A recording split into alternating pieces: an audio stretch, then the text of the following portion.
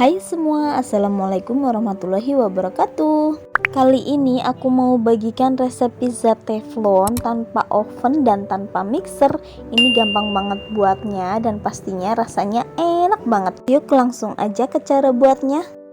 1 sendok teh ragi instan, aku pakai merek Vermipan. Ini raginya masih baru jadi nggak aku tes keaktifannya. Ini tips dari aku supaya raginya masih bisa dipakai bahkan setelah beberapa bulan yang akan datang. Lipat-lipat bungkusnya, kemudian ikat menggunakan karet yang kuat ya ikatnya. Lalu masukkan ke dalam plastik dan ikat, atau bisa juga menggunakan wadah tertutup kedap udara. Kemudian ini disimpan di dalam chiller, insya Allah sewaktu-waktu mau make ini masih aktif ya teman-teman. Lanjut ke adonan, tambahkan 1 sendok makan gula pasir dan 150 ml air suhu ruang. Kemudian ini diaduk sampai tercampur rata. Lalu tambahkan 1 butir telur. Ini aku pakai telur ayam kampung karena cuma ada ini. Kalian bisa banget ganti pakai telur ayam negeri ya teman-teman. Kemudian ini diaduk rata. Kalau udah rata bisa dimasukin 300 gram tepung terigu. Ini sebelumnya udah aku ayak biar nggak ada tepung yang menggerindil. Aduk menggunakan sendok atau spatula terlebih dahulu, lalu bisa dilanjutkan menggunakan tangan. Pastikan tangannya udah dicuci bersih ya teman-teman. Uleni sampai adonan menjadi setengah kalis. Nah, kalau udah setengah kalis kayak gini bisa ditambahkan dengan 1 sendok makan margarin. Uleni kembali sampai adonan menjadi lebih lembut dan lebih kalis ya teman-teman. Aku nguleninya nggak lama-lama kok, ini cuma sebentar aja, nggak sampai kalis elastis. Kalau bikin pizza lebih simple daripada bikin roti. Cukup kayak gini aja nih teman-teman. Ini masih agak lengket tapi nggak apa-apa ya. Kemudian ini diistirahatkan selama 30 menit sampai 60 menit. Sambil nunggu adonannya di proofing, aku mau siapkan bahan-bahan untuk toppingnya. Aku menggunakan sosis, jagung, bawang bombay, dan keju. Kalau kalian mau ganti boleh banget ya teman-teman. Nah, ini sosis dan bawang bombaynya aku iris-iris tipis dulu, kemudian mau aku tumis sebentar.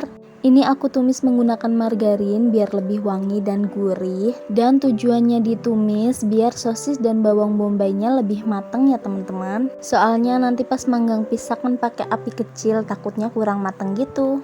Jagung rebusnya juga udah aku pipil kayak gini, nanti tinggal ditabur-taburin aja.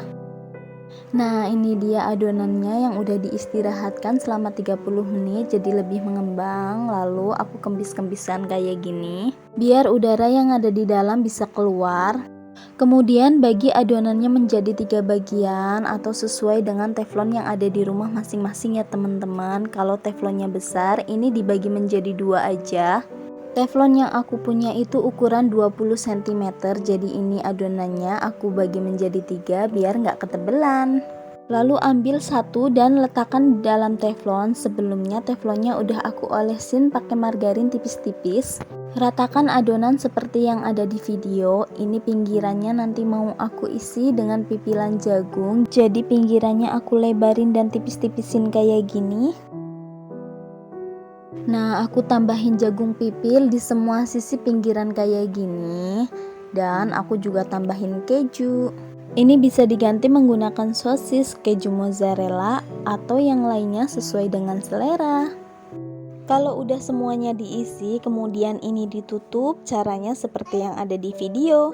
Tarik bagian pinggir yang masih sisa, kemudian bawa ke tengah menutupi jagung dan keju. Karena ini bukan keju mozzarella atau keju leleh, jadi kalau masih ada yang bolong-bolong dikit ini nggak apa-apa ya teman-teman. Tapi kalau pakai sesuatu yang lumer, ini harus tertutup rapat biar nggak bocor.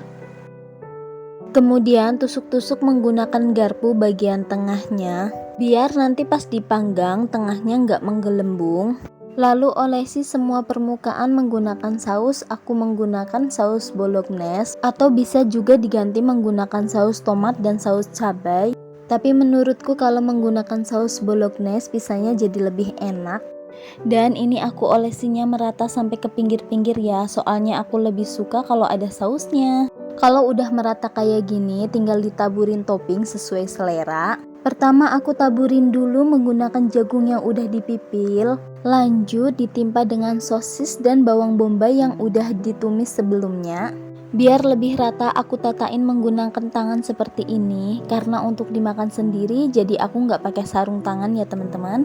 Lalu taburi menggunakan keju. Aku menggunakan dua merek keju yang berbeda, jadi warnanya beda ya teman-teman.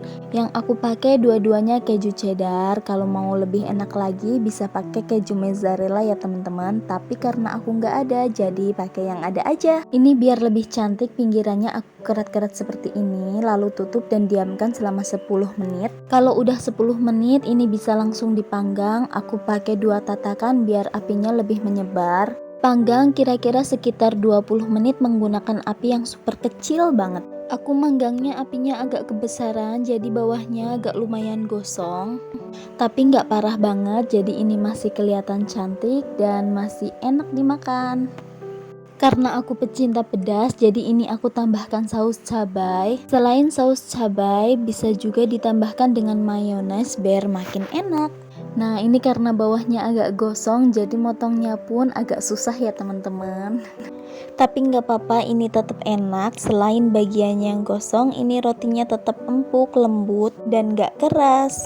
Oke, terima kasih yang sudah menonton, dan buat teman-teman yang udah bantu support channel ini, terima kasih banyak. Dan yang baru bergabung, jangan lupa subscribe, like, comment, and share ke sosial media yang kalian punya. Terima kasih. Wassalamualaikum warahmatullahi wabarakatuh.